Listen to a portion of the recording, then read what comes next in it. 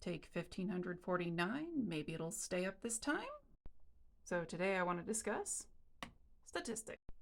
Specifically, let's go back a few ways, back to 2014 in Wichita, Kansas, and Beth Clarkson is a mathematician there. Now, there was a whole rigmarole about the fact that Brownback managed to get in as governor. Brownback and Kansas were essentially used as the Great Republican Experiment, and you can feel free to look that up. I've also talked about that before. In Clarkson's search to get this data, she had to deal with Chris Kobach. And of course, Kobach did everything in his power to make sure that she was not able to get this information, because why would he want her to have that? Clarkson fought this issue in court for about 7 years, and you can feel free to look online at all the court documents.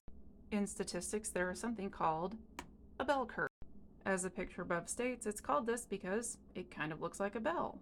There are different distribution systems within statistics. This is just one of them, and it's just one of the easiest ones to try to kind of explain. So when people like Clarkson are analyzing data, they are looking at how the data is distributed.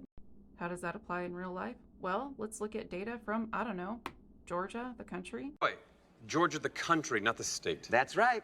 Capital City Tbilisi and former member of the Soviet Union. And we kindly request y'all mind your P's and Q's. Well, one of the terms that you might hear come up is what is called a Russian tail, a statistical pattern first identified in manipulated elections in Russia and Georgia.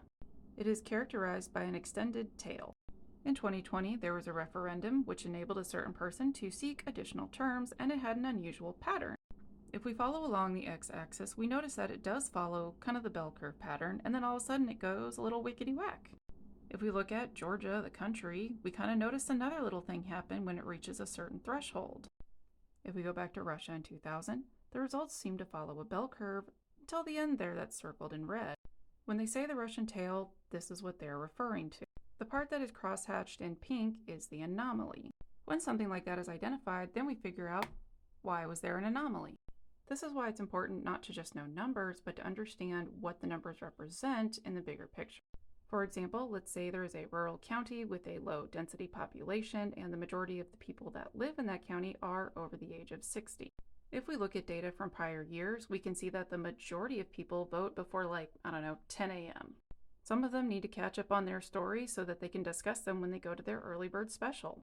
So if we know that historically the majority of that county shows up before 10 a.m., and then suddenly this year we have a huge influx of people show up right before polls close, why is that? I show up at the end of the day, and from my experience, when I do, the majority of people in line are usually under the age of 40. People are often creatures of habit, so if there is an anomaly in data, why is there an anomaly? If you want me to dig into the weeds and details and all that, I can. This is just to give a very broad overview so people that may or may not have any familiarity with statistics can get a general idea, hopefully. Nama out.